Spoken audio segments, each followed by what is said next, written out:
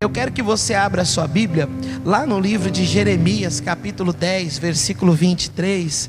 Jeremias, capítulo 10, versículo 23. Vamos lá para o último degrau do nosso propósito, o topo, o patamar maior. Vamos lá? A gente começou, vamos lá, vamos de baixo, para relembrar, porque é gostoso. A gente começou aprendendo sobre o que, igreja? Obediência. Depois a gente aprendeu sobre o que? Perdão. Depois a gente aprendeu sobre o que? Fidelidade. Depois a gente aprendeu sobre o que? Temor. Aí a gente aprendeu domingo passado essa parte aqui que é muito importante. A gente falou sobre o que domingo passado? Sobre esforço. E hoje a gente vai falar sobre o que, igreja? Humildade. Por que a humildade vem por último, pastor? Porque ela é o fechamento de tudo. Se você não for uma pessoa humilde, não tem como Deus te abençoar. Primeiro Deus vai falar com você, Deus vai te ensinar, Ele vai te dar todas as instruções. Deus vai te apontar o caminho, Deus vai te colocar na direção. Só que, por último de tudo, depois de todo o entendimento que Deus dá, aí vem a decisão. Vem a tomada de decisão. Ou seja, a sua ação sobre tudo aquilo que Deus fala. Mas somente uma pessoa que já possui a humildade no seu espírito é que é capaz, ou seja, que tem condições de dar este último passo. E tem pessoa, irmão, que ela chegou assim, ó, bem lá no topo, falta um degrauzinho para ela reinar, mas ela se recusa. Por quê? Quando ela olha tudo aquilo que ela tem que fazer, tudo aquilo que foi orientado, ela rejeita, ela não aceita. Então vamos lá? Falando de humildade, eu quero que você anota, em nome de Jesus, quem tem anotado as mensagens. Um dia eu vou te perguntar, viu? Você lembra daquela mensagem? Você tem que ter anotado. Então vai lá, humildade. Vamos lá, ó, dicionário bíblico, tá? Sempre quando eu dei as referências, eu estou usando um dicionário bíblico. Amém, igreja? Amém?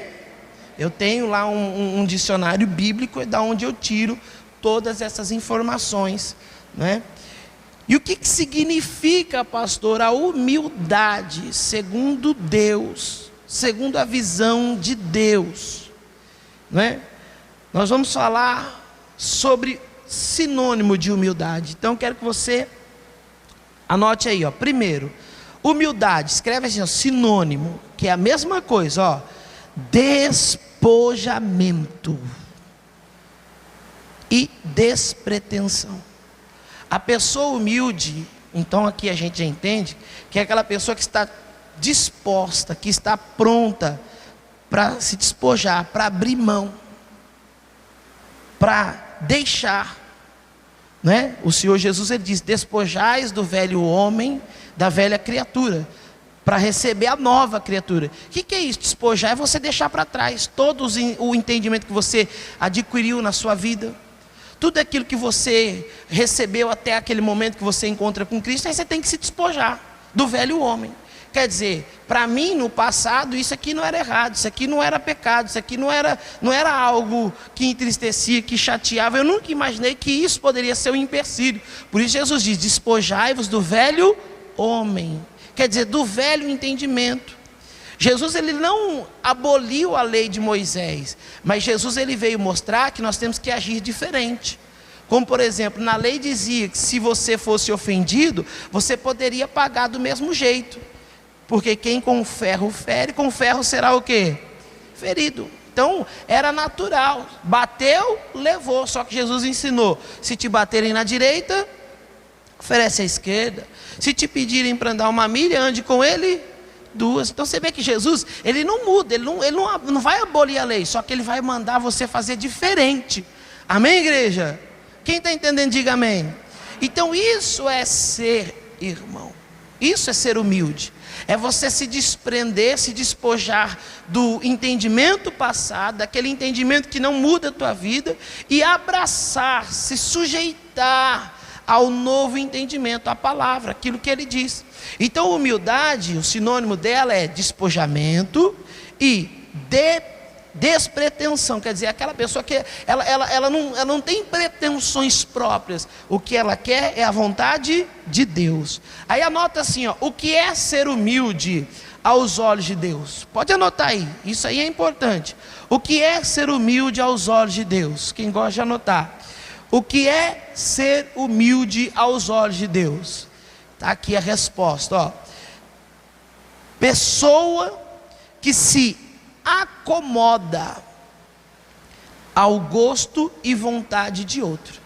Então a pessoa humilde aos olhos de Deus é aquela pessoa que se acomoda ao gosto ou à vontade de outro. Esse outro que nós estamos falando, quem é? É o próprio Deus, porque é a vontade dele, é o gosto dele que nós temos que nos acomodar. Quem está entendendo, diga amém. Isso não é para você ler, mas só para refrescar, para memorizar. Você lembra o exemplo que eu dei, não muito distante, do Ananias, que Jesus fala para ele: ô Ananias, vai lá na casa tal, na rua tal, porque tem um homem chamado Saulo lá, e ele aguarda você. E ele falou: poxa Senhor, mas esse homem ele tem cartas, esse homem ele é perigoso, esse homem prejudicou a igreja, esse homem ele é isso, esse homem é aquilo. Mas aí Jesus fala: mas ele é um vaso escolhido, e ponto, acabou. E ele: sim Senhor, ele foi. Quer dizer, a pessoa humilde é a pessoa, irmão, que ela se acomoda, quer dizer, ela consegue tranquilizar na vontade de outro, no gosto de outro, que é de Deus. Quem está entendendo, diga amém. Então ele deixou dele, a vontade dele, a opinião dele, o entendimento dele, pelo entendimento do Senhor, e simplesmente obedeceu. Tem que ter humildade para isso. Quem está entendendo, diga amém. E qual é a desvantagem de não ser humilde, pastor? É agora que a gente entra. Quer anotar assim também? Qual é a desvantagem de não ser humilde? Existe alguma desvantagem nisso? Misericórdia. Como existe, igreja? Abre a sua Bíblia, lá no livro de Mateus. Eu falei Jeremias, falei pessoal? 10, 23? Falei. O pastor José colocou 5, 23. Deixa o Jeremias daqui a pouco, pastor. Eu vou ler o Jeremias daqui a pouco. Vamos para Mateus 10, 26. Porque não tem problema qual é a ordem que eu vou mostrar aqui o Jeremias. Se antes ou depois de Mateus. Está aqui no meu esboço, está ligado. Mateus capítulo 26, versículo 34. Qual é a desvantagem de não ser humilde? Ou seja, de não ser uma pessoa despretensiosa. Não, eu tenho pretensões, eu vou lutar pelas minhas pretensões. Eu tenho um objetivo, eu tenho um ponto de vista, eu vou lutar por aquilo. Tudo bem. Ninguém está lhe obrigando a nada. Eu estou lhe ensinando a palavra. Amém, igreja? Amém, igreja? Mas é exatamente por isso, irmãos. É exatamente por isso, por nós não sermos flexíveis, é que nós sofremos. Por sermos pretensiosos, ao ponto de não aceitar um conselho, ao ponto de não querer saber de uma instrução. Irmão, não tem coisa mais agradável a Deus do que uma pessoa humilde. Não tem. Não tem coisa que alegra mais o Senhor do que uma pessoa flexível. Uma pessoa que se acomoda com a vontade de outro. O outro, entenda bem, nós estamos falando de quem? De Deus. Da palavra dele. Não é da vontade do pastor Maico, tá? Nem da vontade do meu chefe, nem do meu pai, nem da minha mãe, nem do meu marido, nem da minha esposa. É de Deus que nós estamos falando. Esse outro é o Senhor, diga glória a Deus. Senão você confunde tudo e acha que tem que se acomodar ao que uma outra pessoa impõe. Por exemplo, o médico fala: você vai morrer daqui 6 meses. Ah, é? Vou, então tá bom. Já fica doente a partir dali. É a vontade de Deus. Diga amém, Jesus. Então, irmão, a desvantagem de não ser humilde é grande. E nós vamos ter um exemplo na Bíblia de um cidadão chamado Pedro.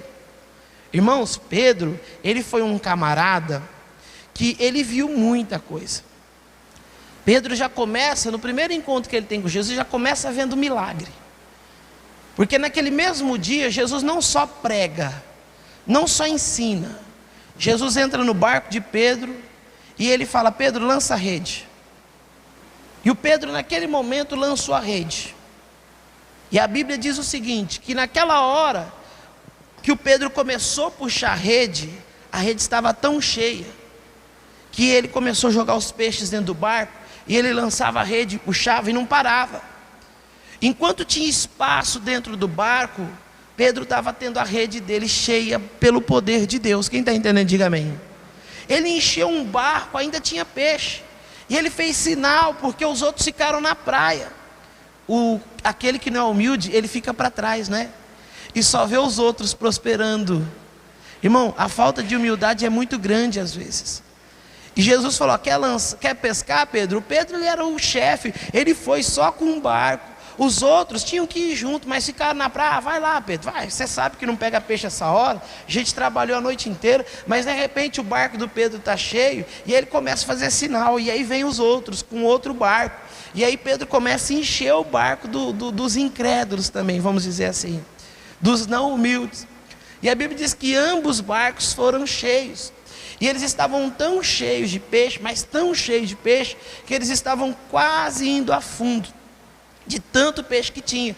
Esse foi um dos milagres que Pedro viveu. Se não bastasse, irmãos, um dia Jesus ele vai orar, e ele chama Pedro, leva Pedro com ele, leva outros 2 discípulos também. Mas eu estou falando de Pedro. Aí a Bíblia diz que Jesus começou a transfigurar-se diante deles. Ele começou ali a ter o poder de Deus, a glória de Deus tomou aquele lugar. Jesus se transfigurou. As vestes de Jesus, vamos dizer assim, era como se fosse ouro, diamante, não sei, uma luz diferente. E Jesus, naquela hora a glória desceu, e ele viu Moisés e Elias, e ele viu tudo isso. Pedro viu, irmão. Uma coisa é você ouvir, e outra coisa é você o quê? Ver com os olhos. E Pedro viu isso. Quer dizer, ele sabia quem era Jesus. É tão tal que de tanto ver esses milagres, quando Jesus perguntou para os discípulos: e vocês, quem dizem que eu sou? Porque as pessoas falavam, uns dizem que o senhor é João Batista, outros falam que o senhor é um profeta reencarnado, uns dizem que o senhor é Elias, outros dizem que o senhor é Moisés. E ele falou: mas vocês? Pedro na hora, porque ele sabia, ele estava vendo. E só quem realmente podia fazer aquelas coisas que Jesus fazia era o Messias, porque Isaías declarou as tais coisas que Jesus iria fazer. E aí Pedro na hora, ele ousado falou: o Senhor é Cristo, o Filho do Deus vivo. Ou seja, não pode ser outro, porque quem faz esse tipo de coisa só pode ser o Cristo vivo, o Deus Todo-Poderoso. Diga amém, Jesus. Então Pedro sabia ou não sabia quem era Jesus? Sabia ou não sabia que ele era o Cristo, o Filho de Deus? Mas aí chegou a hora de Jesus ser levado, de Jesus morrer. Aí Jesus senta com os discípulos. Imagino que aquela semana foi uma semana, vamos dizer assim, onde eles começaram a já pressentir, porque Jesus estava orando muito, Jesus estava se preparando para a sua morte. E aí Jesus, ele tem uma hora que vai dar uma satisfação para os discípulos, que é bem aqui nesse texto de Mateus 26, antes da morte. E aí Jesus diz assim, vamos ler o versículo 31, é na tradução normal, viu, pastor? É Mateus 26, 31, está na tela e está na sua Bíblia aí, que não tem diferença hoje na tradução. Vamos lá. Então Jesus lhe disse: todos vós, esta noite, o que, igreja? Lê comigo aí bem forte. Vos, o que? Escandalizareis em mim, porque está escrito: ferirei o pastor, e as ovelhas do rebanho se dispersarão. Mas depois de eu ressuscitar, irei adiante de vós para onde? Para que Jesus está falando para os discípulos: hoje eu vou morrer, hoje eu vou ser preso. Em outras palavras, não tem jeito, não apresentem resistência, não queiram lutar, porque nem eu mesmo posso lutar contra isso. Essa é a vontade do meu Pai. Está escrito, tem que acontecer, é o plano, é a maneira, é o modo. Mas olha, essa dor, esse sofrimento vai durar só 3 dias. E quando tudo isso estiver acontecendo, ninguém tenta impedir, não tem como lutar contra a vontade de Deus. Então vocês vão descer lá para Galiléia, para a cidade de vocês, lá para a vila de vocês, e vão me esperar lá. Porque depois de 3 dias, eu garanto que eu vou ressuscitar e eu vou encontrar com vocês. Irmão, só que Pedro, ele achava um absurdo tudo aquilo que Jesus estava falando. E eu imagino Pedro pregando, Jesus pregando e Pedro reagindo como algumas pessoas às vezes reagem até num culto meu. Porque já teve de eu estar pregando e a pessoa está assim, ó. Aí você entende, a pessoa está ouvindo, mas ela não está o quê? Concordando. Tem pessoa que às vezes o pastor está pregando, não eu, mas qualquer outro, e ela fala, poxa vida, tudo isso aí, não está amarrado, isso eu não aceito, não concordo com isso. Tem pessoa assim, e o Pedro acha que Jesus pregando e ele lá, torcendo o bico, olhando para cima, olhando para baixo, até chegar a vez dele de falar. Ele falou, Jesus, é o seguinte, o Senhor é o Cristo, o Senhor tem poder, não, o Senhor não pode aceitar uma coisa dessa, não, você tem que lutar, que negócio é esse? Você tem como viver, o Senhor é Deus. Aí Jesus olha para Pedro e falou, Pedro, você não sabe o que você está falando, e ele continuou insistindo, não, porque Jesus, aí Jesus repreendeu, falou, afasta-te de mim, Satanás. Porque eu acho que aquelas palavras já estavam quase convencendo Jesus para ele repreender. É o mesmo texto, viu, igreja? Pode haver uma separaçãozinha aqui na maneira como se é colocado para a leitura. Eles separam aqui, né, fazem a divisão canônica. Mas é o mesmo texto, é o mesmo momento. E aí Pedro insiste, irmão, e talvez não fala mais nada. Mas fica no coração, eu não vou fazer isso. Eu não vou ser assim, eu não preciso disso.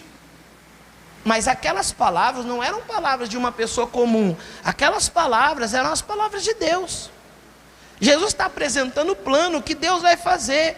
Só que olha só, no versículo 35, depois que Jesus explica o plano dele, vamos ler? E disse-lhe Pedro, ainda que me seja necessário o quê? Morrer. Essa discussão, tá num tom de discussão. Ainda que me seja necessário morrer contigo, não te negarei. Pedro resistindo à palavra de Deus. Pedro indo contra a palavra de Jesus. Será que Jesus não sabia o que estava acontecendo? Será que Jesus ele era fraco demais para poder resistir à prisão? Será que Jesus ele era, irmão, um homem sem entendimento para não entender o que estava acontecendo? Claro que não, ele sabia tudo. Mas Pedro é que estava num nível de soberba tão grande, mas tão grande que ele não teve capacidade de ficar ali com a palavra de Deus. E ele resiste àquilo que Jesus está ensinando, resiste àquilo que Jesus está falando, e olha só, se for preciso e necessário morrer contigo, eu morrerei, não te negarei. Olha só o que diz agora, e todos os discípulos, o que, igreja? Isso é problema, irmão. Tem que ter cuidado, porque a pessoa que não é humilde, ela consegue contaminar os outros. Os outros estavam quietos, mas vira a discussão de Pedro e Jesus, Pedro e Jesus, Pedro e Jesus. De repente, é verdade, Jesus. Não, Jesus, a gente vai contigo, Jesus. Mas era tudo mentira. Eles não tinham condições daquilo.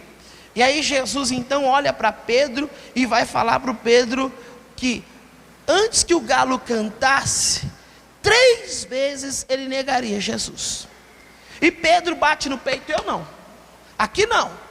Eu não faço isso, eu sou Pedro, eu sei quem eu sou. Talvez o Senhor é grande e não sabe quem o Senhor é, mas eu sei quem eu sou. Não vai ser desse jeito não, Jesus. Não tem como Deus lutar, vamos dizer assim, ou tentar convencer uma pessoa que não tem humildade.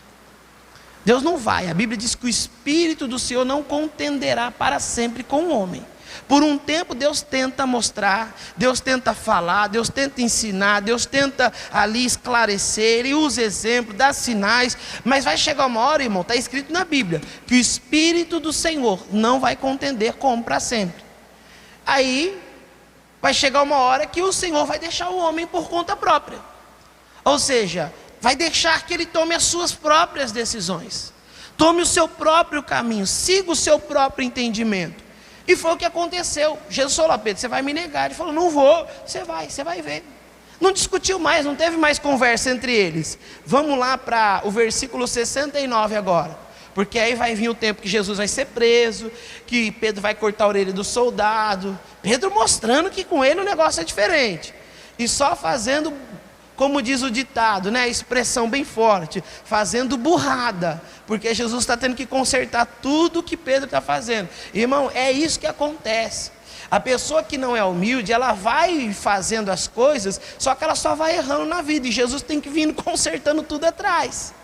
Tem pessoa que a vida dela tem sido isso. Jesus tendo que consertar, é uma dívida que ela não consegue pagar, é uma situação que ela se meteu e agora está empenhado isso, está empenhado aquilo, ela precisa de um milagre. É aquela pessoa, irmão, que está doente por causa de teimosia, é aquela pessoa que está no meio de uma confusão por causa de teimosia. Tudo porque a pessoa ela não se submete, ela não consegue se acomodar no gosto ou na vontade do outro, que é seguir a orientação de Jesus. Aí veio a hora em que Jesus está lá, já apanhou bastante, está preso lá embaixo, e aí está aquele monte de pessoas ali cercando Jesus, parecendo um monte de pitbull, de leão, em cima de uma presa, e Jesus está naquele meio. E olha só o que acontece no versículo 69, ora, Pedro estava sentado fora no pátio, e aproximando-se dele uma criada, disse, tu também estava com Jesus, o Galileu.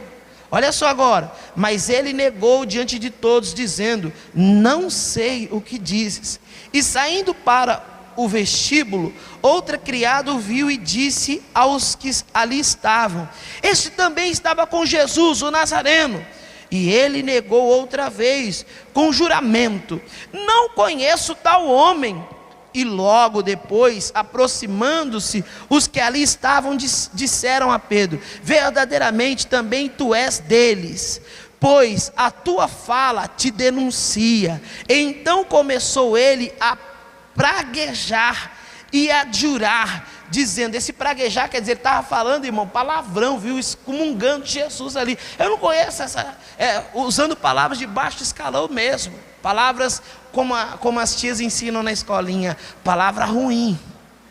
É que a Cat fala, ô papai, tem palavrão e tem palavra ruim, não pode falar nenhuma das duas, senão vai para o inferno, né?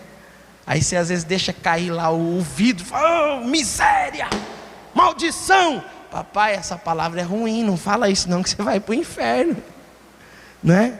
Não é um palavrão, mas é uma palavra ruim, né? As tias ensinam isso na escolinha.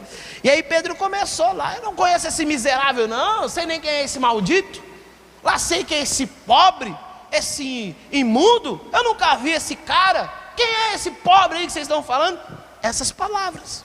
Foi exatamente isso, irmão. Se você nunca conseguiu imaginar, é isso aqui, ó. Veja só, então começou a praguejar e a jurar, dizendo, não conheço esse homem. E imediatamente, o que o galo fez? Cantou. E lembrou-se Pedro, agora vem o sofrimento, tem a consequência, das palavras de quem? Mas ele lembrou tarde, irmão. Olha a falta de humildade. A palavra que poderia ter lhe impedido de sofrer, a palavra que poderia ter dado a Pedro, vamos dizer assim, uma condição de uma vida melhor. Mas ele lembrou tarde, quando já estava sofrendo, que lhe dissera, antes que o galo cante 3 vezes o quê? Me negarás. Agora eu quero que você leia bem forte comigo, porque isso aqui que é o principal. E saindo dali, o que ele fez? Chorou. Mas chorou como? Porque nós estamos falando de choro na sexta-feira. O choro, ele é bom. Mas qual choro? O choro de Ezequias, aquele choro de alívio. Aquele choro onde você põe para fora. Aquele choro onde você, irmão, se limpa. Aquele choro onde você se renova. Aquele choro que, vamos dizer assim, é um choro gostoso. O choro que tira o peso, quem está entendendo, diga amém. Mas esse é o choro do desespero, aquele que o cara pega no cabelo e puxa, arranja o dente, chora, e quanto mais ele chora, mais dói a cabeça dele, mais pressionado ele fica. Esse é o choro amargo. E o Pedro, ele foi viver, irmão, chorando amargamente. Por quê, pastor? Porque não teve humildade, porque não teve a condição de reconhecer, de ficar com a palavra. Irmãos, o que nós estamos fazendo dentro da igreja? O que nós estamos fazendo aqui sentados nesse banco? O que nós estamos fazendo levantando todos os domingos de manhã? Tem pessoa que para estar aqui agora levantou 5 e pouco da manhã. O que você está fazendo, irmão, com a sua vida? Que quando Deus fala você não ouve. Quando Deus fala você não se inclina. Quando Deus fala você resiste. Quando Deus fala entra no ouvido e sai no outro. Você deixa a palavra cair por terra. Esse é o motivo pelo qual muitas pessoas estão tendo essa vida aqui, ó, essa vida de choro, essa vida de amargura, essa vida de sofrimento. Não é a vida que Ele quer para você nem para mim. Não é a vida que Ele veio trazer. Jesus, Ele falou antes de tudo isso acontecer: eu vim para que vocês tenham vida, mas tenham vida como, igreja? Com abundância. Jesus não é demônio para trazer sofrimento para a vida de ninguém. Mas muitas pessoas, estando dentro da igreja e dizendo eu sou de Jesus, vivem como se estivessem dominadas por demônio. Vivem sofrendo na sua vida, uma vida amarga, dura, difícil. Tem gente que é tão difícil a vida dela, se torna mais tão amargo o choro dela, que ela faz o que Judas fez. O Judas e o Pedro estão sofrendo o mesmo problema, a mesma culpa, o mesmo sentimento, é a mesma coisa, o sentimento de traição, o sentimento de culpa. O Pedro, acho que ele pensava e ficava o tempo todo: eu sou um idiota, eu sou um mané, eu sou um otário mesmo. O Judas também. Por que eu fui fazer isso? Ele olhava para as moedas: eu sou um idiota, eu sou um burro. O mesmo sentimento. Um de um lado, outro do outro. Só que para o Judas foi tão forte, mas tão forte, que ele não aguentou e se matou. O Pedro não. O Pedro, ele se desviou. Ele voltou para a velha vida. Voltou para o barco. Se despiu. E está lá ele lá. Vivendo amargamente, com culpa, com revolta dentro de si. Não quer mais saber de nada. Mas tudo isso aqui está acontecendo por uma única questão. Vamos lá? Falta do que, igreja? Vamos lá, igreja. Falta do que? E o que é humildade? Vamos recapitular. Isso é o importante dessa reunião. O que é humildade, igreja? Quem lembra? Humildade é o que? É o despojamento, é a despretensão. Humilde é aquela pessoa, irmão, que troca o seu querer, a sua vontade, e que folga, que se acomoda com o gosto e a vontade do outro. Porque tu dizes, Senhor. Faltou isso para o Pedro. Faltou nessa hora aqui, ó, Pedro falar: sim, Senhor, porque o Senhor manda. Minha vontade é de matar todo mundo. Minha vontade é de sair aqui cortando a orelha, arrancando o pescoço. Ele não estaria pecando se ele falasse isso. É a minha vontade, mas porque o Senhor manda, eu vou liderar esse grupo aqui de discípulos lá para Galileia. Não concordo, Jesus, mas o Senhor está mandando, então vou obedecer, porque eu sou servo. O servo, ele não é obrigado a concordar com tudo, mas ele tem que no mínimo respeitar. Quem concorda, diga amém. Mas às vezes falta isso para nós, irmão. O respeito para com Deus. Aí se a gente for entrar em mais disso aqui, a gente vai parar e vai dar lá naquela soma de falta de temor. E aí a falta de temor, vamos voltar aqui no estudo. Pega o estudo aí para você ver. Pega lá. A falta de temor. Abaixo da humildade. Está quantos degraus aí? Mais 2. Quer dizer, tem pessoa, irmão, que chega lá em cima, mas ela é obrigada a descer. O que é descer? Ela cai. Por quê, pastor? Porque falta para ela. E quando falta humildade, irmão, a pessoa vive assim, chorando. Mas eu posso te falar uma palavra aqui, profética, que o Senhor me deu em oração. Posso? Sim ou não? Eu posso ser um homem de Deus aqui, usado para te abençoar? Sim ou não? Você sabia que Deus falou comigo essa manhã? Na minha alma, no meu espírito, Deus falou no meu coração, quando eu estava lendo essa palavra, que Ele tem procurado, Ele tem se esforçado, Ele tem tentado de todas as maneiras, tirar essa lágrima de amargura dos nossos olhos, porque é bíblico. E o Senhor enviará o Cordeiro que enxugará dos nossos olhos toda lágrima. Deus me mostrou, irmão, que Ele tem lutado aqui com algumas pessoas. E por um bom tempo Deus tem tentado tirar dos teus olhos essa lágrima. Essa lágrima que está te sufocando, essa lágrima que está te matando. Essa lágrima, irmão, que não é boa. Deus está tentando tirar ela. Deus está tentando substituir essa lágrima de amargura por uma lágrima de alívio. Não é que você não vai chorar mais, mas você vai chorar de alívio. Quem já chorou de alívio aqui? Poxa vida, venci mesmo. Quem já chorou de alívio? Qual choro você prefere? O choro de alívio ou o choro do desespero? O que você fala, não tem o que fazer, acabou, é o fim. Claro que é um choro de alívio. E Deus quer colocar essa lágrima nos teus olhos. Deus quer substituir. Sabe o que isso quer dizer? Resumindo, naquilo que Deus tem falado comigo hoje, que Ele quer mudar a sua vida. Ele quer, Ele está tentando, Ele está se esforçando para isso. Mas até quando Ele vai ter que lutar por isso? Falta para nós, igreja. Vamos lá, para você ver. Marcos capítulo 9. Aí nós estamos em Mateus, vai para Marcos. É que não dá para ler todo o texto, senão eu não consigo fazer tudo que tem que fazer na reunião hoje. Mas leia os textos em casa. Leia o capítulo 26 inteiro de Mateus. Tira como uma lição de casa essa semana, para você aprender, para você memorizar, ainda que você já tenha lido, leia de novo. Leia o livro de Marcos aqui, o capítulo 9. Essa história que nós vamos ler, no capítulo 9 tem um trecho que eu falei da transfiguração.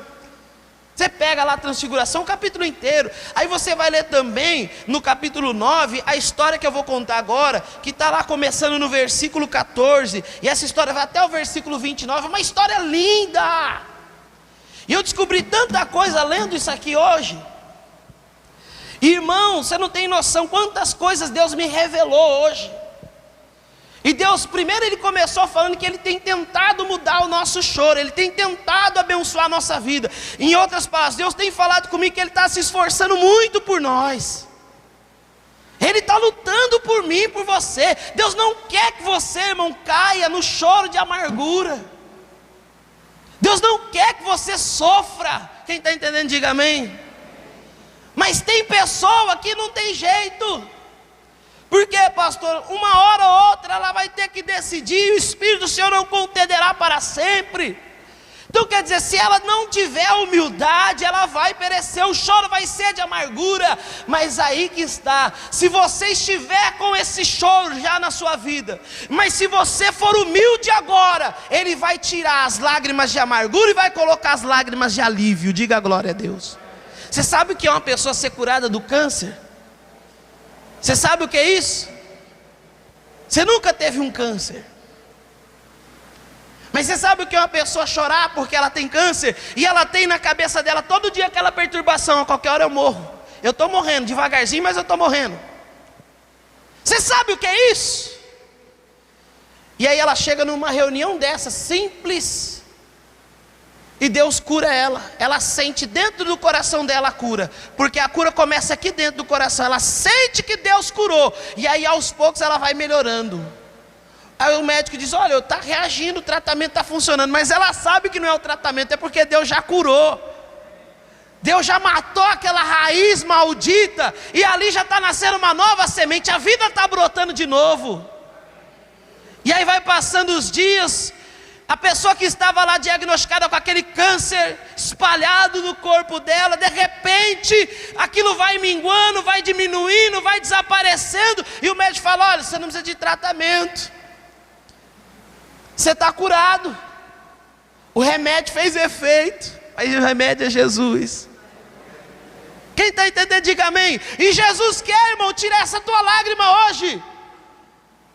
Jesus quer tirar a lágrima que você tem derramado há muito tempo de amargura, onde você chega na tua casa e você não é feliz, onde você chega no teu trabalho e você não é feliz, você não é uma pessoa realizada. Está faltando a lágrima, mas de alívio. Ele quer tirar a lágrima de desespero hoje, a lágrima de amargura. Mas olha só o que eu vou te falar, eu estou sendo profeta aqui nessa manhã. Enquanto você, meu irmão, não mudar a tua postura diante de Deus, Ele não pode fazer isso. Enquanto você não quebrar esse orgulho dentro de você, enquanto você não tirar essa soberba, essa altivez, essa arrogância, porque tudo isso é o contrário do humilde, Ele não pode. Quer dizer, Deus está lutando, mas Ele não pode ter a vitória nesse sentido, porque falta de você uma ação. E olha o que a Bíblia fala aqui no texto de Marcos capítulo 9. Vamos ler o versículo 21 para frente. O texto começa no versículo 14. Eu vou narrar, mas depois você lê em casa. Vocês lembram daquele homem que era pai?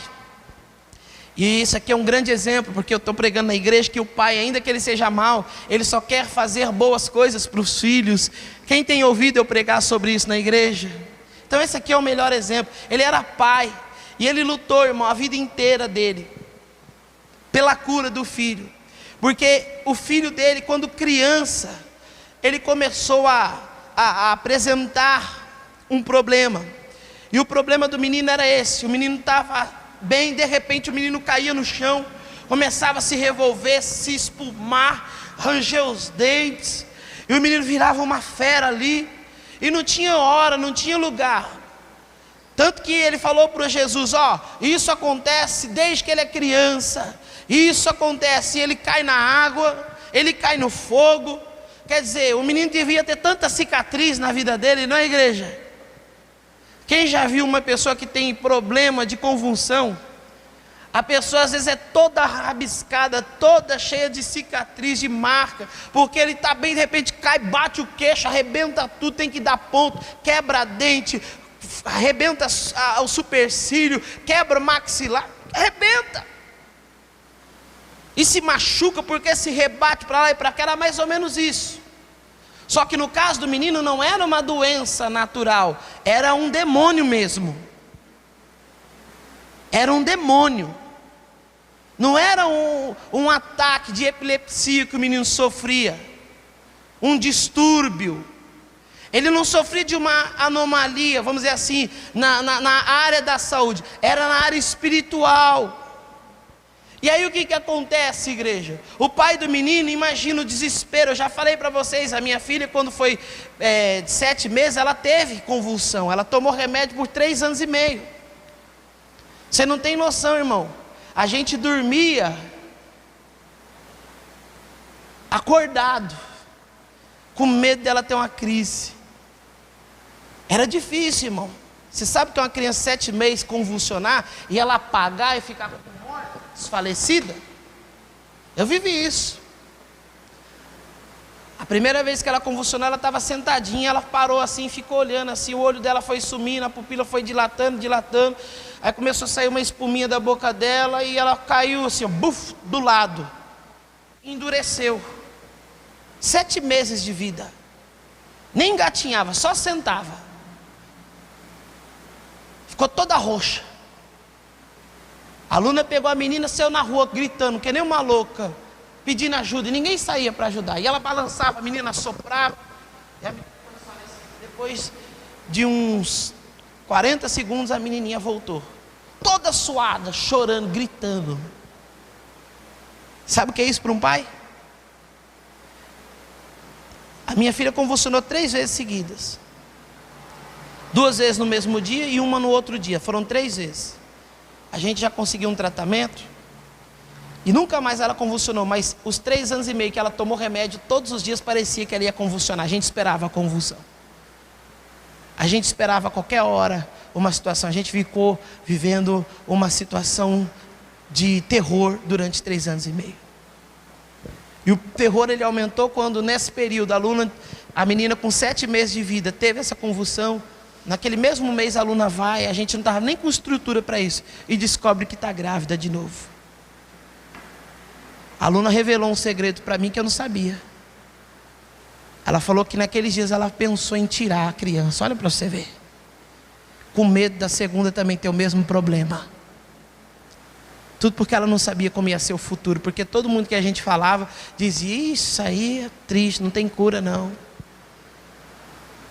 Agora imagina para esse pai ver o filho dele cair no fogo, caía na água. Quantas vezes ele teve que pular dentro da água, porque banhava no rio, né? Pular dentro da água, o filho caiu convulsionado, e a água às vezes corrente ou não corrente, uma lagoa, e ele tem que pular porque o menino pode se afogar. Imagina o desespero desse pai, uma luta dele. Ele queria o melhor pelo filho, ele procurou desde a infância do menino cura, ele procurou resolver o problema, só que ele não conseguia. E aí Jesus, afamado com os discípulos, curando, libertando, transformando, ressuscitando o morto, trazendo a cura dos cegos, dos surdos, a pessoa com a mão mirrada, a mão agora normal, Jesus fazendo obras extraordinárias. Aí esse homem vem, não conta a Bíblia de onde ele vem, quanto tempo ele andou, mas conta que ele foi até Jesus. E olha só, no versículo 21, vamos ler? E perguntou ao pai dele, por quê? Já no versículo 21, pastor, para ganhar tempo. Quando Jesus pergunta ao pai, antes de tudo isso, você já conhece a história. A Bíblia diz que Jesus vem descendo do monte, porque ele estava orando. Ele ficou lá um bom tempo no monte orando, e os discípulos embaixo fazendo a obra, curando, esperando Jesus descer. Então os discípulos estavam sendo usados por Deus. Quando eles viram, quando ele viu os discípulos ali, ele levou o menino. Falou, cura o meu filho aí.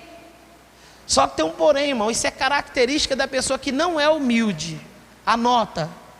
Qual é a característica da pessoa que não é humilde? Ela quer as coisas do jeito dela. Se não for do jeito dela, ela não aceita. Você lembra do Naamã? Ele falou, mas eu pensei que o cara ia vir aqui, botar a mão no leproso e orar ao seu Deus, e a lepra iria desaparecer. Ele já tinha, vamos dizer assim, o entendimento dele. Ele queria que a coisa fosse feita do jeito dele. Só que os discípulos não estavam ali para fazer do jeito dele. Os discípulos estavam ali para fazer do jeito que o Espírito Santo dissesse. E talvez os discípulos não abraçaram o menino, não seguraram o menino, e talvez ele tinha um modelo, ele queria que fosse feito de um jeito, e algo não aconteceu. Aí olha só para você entender, irmão, olha aqui, e perguntou ao pai dele, porque estava tendo uma briga, e ele já logo entregou os discípulos para ele, falou, não, eu trouxe ele aqui, os teus discípulos não puderam expulsar. Aí ele fala, quanto tempo há que sucede isso? E ele disse, desde a infância, e muitas vezes o tem lançado no fogo e na água, para o destruir. Mas, olha só o que ele vai falar para Jesus: se tu podes fazer alguma coisa, faz, tem compaixão de nós e ajuda-nos. E Jesus lhe disse, se tu podes crer, porque tudo é possível a quem? Ao que crê. Irmão, para aqui. O problema aqui é um só. Não é incredulidade no fato, porque quando a gente lê isso aqui, a gente pensa assim, que ele não crê em Jesus. Ele crê, porque se ele não crê, ele não tinha ido até lá, ele tinha fé. Só que tem que crer no modo, tem que crer na direção. É besteira eu perguntar, quem tem fé aqui? Claro que você tem, você não está aqui? Sim ou não? Você teve fé de vir aqui, mas não é essa fé que vai abençoar a sua vida. Não, pastor, não é crer em vir na igreja, é crer na direção que se dá na igreja. E esse foi o problema a vida toda desse homem. Ele teve fé para ir até os discípulos, mas não teve fé para fazer do jeito que eles falaram. Por isso Jesus falou assim, não, peraí, se tu podes crer, ou seja, no que eu vou fazer, no que eu vou falar, porque tudo é possível a quem? E outra coisa, Jesus fez totalmente diferente do que ele próprio está acostumado a fazer, porque você vai ver Jesus aqui interrogando. Enquanto Jesus está interrogando, o que está acontecendo? O menino está se rolando para um lado, rolando para o outro, se torcendo, espumando, rangendo o dente, e Jesus está deixando o menino lá, está manifestado. Não é o modo, a maneira de Jesus, mas ele mudou. Por que ele mudou, pastor? Porque para aquela situação, para aquela ocasião, aquele era o jeito. Quem está entendendo, diga amém. Só que falta para nós isso, irmão, a humildade, de mudar, de aceitar às vezes o diferente. E a gente está acostumado tanto de um jeito, que se não for do jeito que a gente quer, a gente não aceita. Não concordo, não aceito. E aí você perece, porque quem sofre é você. Aí Jesus olha para ele e falou, se você crê, aí ele vai agora ter o que nós estamos falando, a humildade. Porque por mais que ele não concorde, por mais que ele ache que aquilo ali não vai adiantar nada, dentro dele, ele aceita. Ele diz assim, no versículo 24, e logo o pai do menino clamando, agora eu quero que você lê bem forte aí, clamando como? Então ele carregava a lágrima da amargura. Ele estava vivendo uma vida inteira com a lágrima de amargura. Mas Jesus estava pronto para mudar a história dele. Jesus está pronto para mudar a sua história hoje. Não espere um culto especial no estádio, com vários cantores. Jesus pode mudar o teu culto, tua vida hoje, aqui nesse culto simples. Você pode escrever na sua história, daqui a 20 anos você pode contar, no dia 14 de fevereiro de 2021, naquela igreja, com poucas pessoas, com aquele pastor que talvez nunca vai ser reconhecido em lugar nenhum, que talvez nem exista mais. Deus me abençoou, eu fui curado de um câncer. Deus tirou dos meus olhos a lágrima que eu carreguei uma vida inteira, 30 anos, 40 anos, 50 anos da minha vida, eu passei com aquela lágrima, sentindo o gosto da amargura daquela lágrima, mas foi naquele culto, foi naquele dia que eu entendi o que é humildade, e foi naquele dia que eu falei para Jesus: me ajuda. E aquele homem, irmão, depois de muitas vezes, ele olha para Jesus e diz, e logo o pai do menino, clamando com lágrimas, disse: eu creio, Senhor. Quer dizer, eu vim aqui porque eu creio. Mas ele disse: ajuda na minha incredulidade. Em outras palavras, me ajuda a aceitar então o que tem que ser feito. Me ajuda a entender, me ajuda. E Jesus, vendo que a multidão concorria, repreendeu o espírito imundo, dizendo-lhe: espírito mudo e surdo, eu te ordeno, sai dele e não entres mais nele. E ele, clamando e agitando-o com violência, saiu. E ficou o menino como morto, de tal maneira que muitos diziam que estava morto. Mas Jesus, tomando-o pela mão, o ergueu e ele se levantou. E quando entrou em casa, os seus discípulos lhe perguntaram à parte: por que não o podemos nós expulsar? E disse-lhe: esta casta não pode sair com coisa alguma, a não ser com o que, igreja? Outra revelação para finalizar. Jesus estava pronto para abençoar. Se Jesus não tivesse feito a oração e o jejum antes disso, ele teria tido, vamos dizer assim, fracassado diante daquela situação, mesmo ele sendo Jesus. Agora essa palavra é para mim, para você, para nós, obreiros, discípulos, nós que fazemos a obra na nossa casa. Às vezes a pessoa vem com necessidade, mas a gente não pode ajudar, porque a gente não se prepara. Aproveitando, porque Salomão diz que há tempo para tudo, não é? Sim ou não? Sim ou não? Por que você não está indo no monte com a equipe da igreja? Eu tenho falado na igreja. Irmãos, os obreiros vão para o monte sexta-feira. Por que você não está indo? Tem até obreiro que não vai. Só que tem um porém. Ele vai ser um discípulo sem condições. Mas não é ir no monte, porque tem gente que não pode ir. Mas vamos lá. Jesus falou jejum e o que, igreja? Você sabe que para dar essa palavra para você, eu tive que orar, não sabe? Sim ou não? Você sabe que para poder vir aqui trazer esse recado, falar essa revelação que Deus está dizendo no meu coração, que hoje Ele vai transformar a lágrima de amargura em lágrima de alívio, eu tive que buscar de Deus, você não sabe? Você sabe, para poder ter ousadia de chegar aqui e vir e falar que Jesus vai curar o teu câncer hoje, eu tive que passar tempo com Deus, não sabe? Sim ou não? Eu vim do monte, irmão. Só que não vai ter adiantado eu ir no monte se você ainda for uma pessoa orgulhosa. Porque mesmo sendo Jesus ali, se aquele pai não fosse humilde e falar: é verdade, eu preciso reconhecer, ele ia ser um homem na história como Herodes, que viu Jesus e não teve nada dele. Tem uma geração que vai viver, e o tempo dela vai passar, só que ela não vai ver manifestação de Jesus. Misericórdia. Que você não seja desta geração, que você não seja esta pessoa que vai viver nos dias dos milagres e vai ter uma vida sem os milagres dele. Para isso não acontecer, você tem que se abrir e ser humilde. Reconhecimento. Amém?